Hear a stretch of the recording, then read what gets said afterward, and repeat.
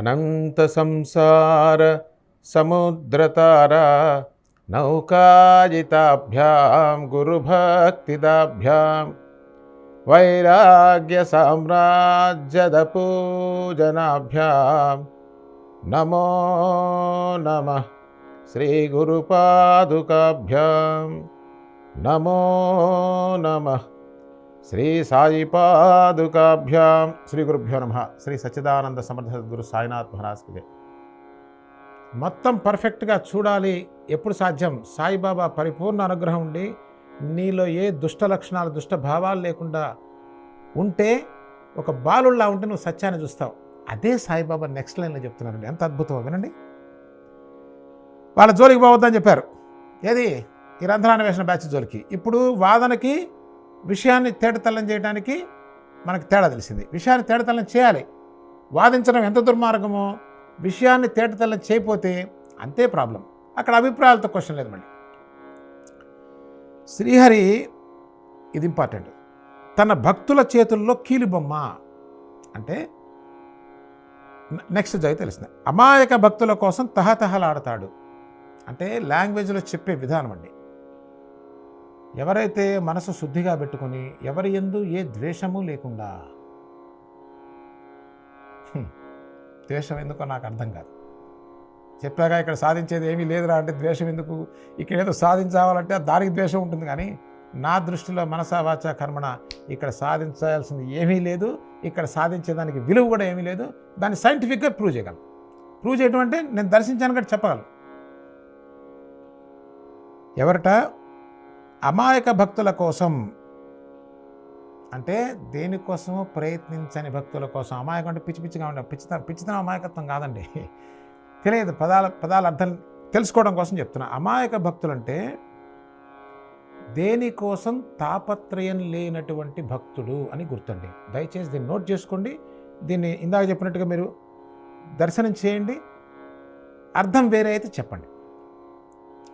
అమాయక భక్తుల కోసం అంటే ఏ ఎజెండా లేనటువంటి భక్తుడు అమాయక భక్తుడు అండి.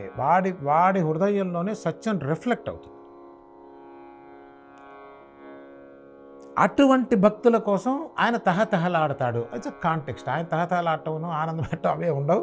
సో అక్కడ చెప్పదలుచుకున్న విషయం ఏంటంటే the pure consciousness will reflect. ఆ ఏదైతే శుద్ధ చైతన్యం, ఏదైతే దివ్యత్వం ఉన్నదో అది దేనికోసం పరిగెత్తని వ్యక్తి యొక్క హృదయ పలకం మీద స్పష్టంగా రిఫ్లెక్ట్ అవుతుంది అని చెప్తున్నారు ఇక్కడ. ప్రేమ కోసం భక్తుల అధీనంలో ఉంటాడు. ఇది కూడా కాంటెక్స్టే. ప్రేమ కోసం ఏంటి? ఆయన ఏమన్నా ప్రేమ కోసం అడుక్కుంటాడా ఏంటి?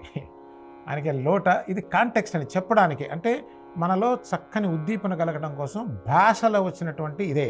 అంతేగాని దేవుడు దేనికోసం తహతహలాడుతుంటే ఇప్పుడు మనం చెప్పినట్టు వ్యవహారం అవుతుంది. దేనికోసం తహతహలాడైనా ఆయన శుద్ధం, నిత్యం, ఎప్పుడు ఉంటారు ఆయన. ప్రేమ కోసం భక్తుల అధీనంలో ఉంటాడా? భక్తుల అధీనంలో ఉండటం కాదు, ప్రేమ కోసం కాదు. వాళ్ళ హృదయంలో రిఫ్లెక్ట్ అయితే ఆ హృదయంలో కూడా ఆయనే వసిస్తూ ఉంటాడు. ఆ వ్యక్తి జీవితంలో తాను ఆనందంగా ఉంటాడు. తనతో కూడా ఉన్నవాళ్ళు ఆనందంగా ఉంటారు. ఇది ఎందుకు చెప్పారండి?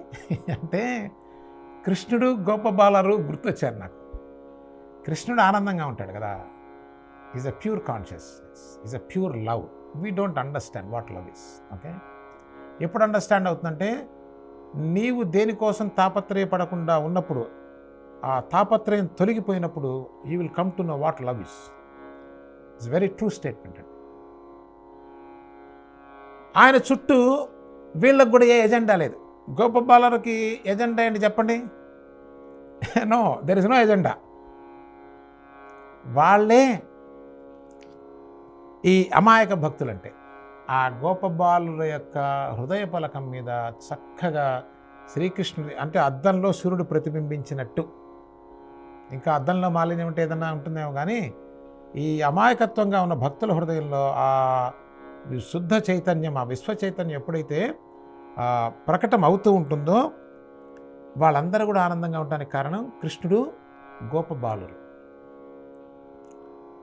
కానీ మళ్ళీ ఇంకోసారి కాషన్ చేస్తున్నారు. డాంబికులకు సదా దూరంగా ఉంటాడు. మనలో చాలామంది తుకారాం గారి సినిమా చూస్తుంటారు. డాంబికులు అంటే ఎగ్జాంపుల్ చెప్తున్నా. భక్తులం మహాభక్తులం అంటుంటాడు కదా, ఆ బ్యాచ్ అనమాట. ఆ డాంబికులకు సదా దూరంగా, ఎందుకంటే డాంబికత్వం అంటే అక్కడ యాక్షన్ ఉంది. ఎందుకు యాక్షన్ ఉందంటే వాడు ఏదో కావాలి, వాడికి ఏదో గుర్తింపు, ఏదో డిపార్ట్మెంట్ ఉంది అక్కడ, కాబట్టి వాడు ప్రశాంతంగా ఉన్నాడు, పక్కవాడు ప్రశాంతంగా ఉన్నాడు. ఎక్కడేనండి చక్కని బోధ ప్రవహిస్తూ ఉంటుంది గురువు దగ్గర, అది ఎక్కడుందో అక్కడ హాయిగా ఉంటుంది. ఎందుకని మాలిన్యాలు పోతూ ఉంటాయి కాబట్టి. వాళ్ళకి దూరంగా ఉంటాడు. మళ్ళీ క్లియర్ చేస్తున్నారు, చేసి నీకు ఇదే శుభప్రదమైనది. హేమాత్ పంత్కి బాబా చెప్తున్నారు, నాన్న నీకు అంటే మనందరికీ ఈ బోధ ఏదైతే ఉందో అది చాలా శుభకరమైనటువంటిది, మంగళకరమైనటువంటిది, ఆనందదాయకమైంది, శుభప్రదమైంది. అంటే అది శుభం అంటే ఏంటండి? శుభం అశుభం రెండు ఉన్నాయి కదా. శుభం అంటే వస్తువులు రావటం శుభం, వస్తువులు రావటం, ఇల్లు రావటం, బండ్లు రావటం శుభం. అది మాత్రమే శుభం కాదు. అది ఎలాగో శుభం కాదు, ఎందుకంటే వచ్చిన ఇల్లు మళ్ళీ పోతుంది. వచ్చిన కారు రిపేర్ అవుతుంది, మారుస్తాం. మన జీవితంలో 5-10 కార్లు మారుస్తారు ఎవరైనా సరే. సెల్ ఫోన్లు ఇవన్నీ కాదు, అది శుభప్రదం కాదు. మనం అది శుభం అనుకుంటాం. ఇక్కడ నిజంగా శుభప్రదమైందంటే ఏంటంటే పూర్ణమైనది, అంటే ఇంకా మరొకటి కావలసినటువంటి స్థితి లేకుండా పవిత్రంగా ఉంచేది. మళ్ళీ దీనికి అర్థాలు ఉన్నాయి. పవిత్రం అంటే ఏంటి, అపవిత్రం అంటే ఏంటి, అది తర్వాత చూద్దాం. చెప్పి ఇది పూర్ణమైంది, నీకు ఇది పూర్ణత్వాన్ని ఇస్తుంది నాన్న అని చెప్తూ, ఇది నా ఈ అవతార కార్య సార్థకత. సాయినాథ్ మహారాజ్కి జై. ఇప్పుడు చూడండి అద్భుతంగా చెప్పారు సాయిబాబా, క్లియర్గా చెప్పారు. ఎవడైనా సరే మనం కూడా సాయిబాబా అవతారం దేనికి అంటే మిక్చర్కి కాదు, దీనికోసం. ఇది నా ఈ అవతార కార్య సార్థకత. బాబా అవతారం ఎత్తి వచ్చినటువంటి సార్థకత ఏంటంటే ఈ విషయాన్ని తెలియజేసి, అంటే సత్యాన్ని తెలియజేసి, ఆ మార్గంలో నువ్వు ఉన్నట్టయితే అది నీకు శుభప్రదం అని తెలియచేయటం, అది మాత్రమే సాయిబాబా వారి యొక్క అవతారానికి సార్థకత అని చెప్పి మళ్ళీ ఉటంకిస్తున్నారు బాబా. డౌట్ పడతామని పాపం ఆయన బాధ. ఇదే నేను పదే పదే చెప్పేది, ఎవరైనా ఆయన నేను ఇదే ఇంకేం కాదురా బాబు. మరొకటైతే చెప్పేవారుగా, నేను పదే పదే చెప్పేది. ఓవి నెంబర్ 9 అండి, చూసుకోండి. మరలా వచ్చే కార్యక్రమంలో మరిన్ని సత్యపరమైన విషయాలతో కలుసుకుందాం. అంతవరకు సెలవు.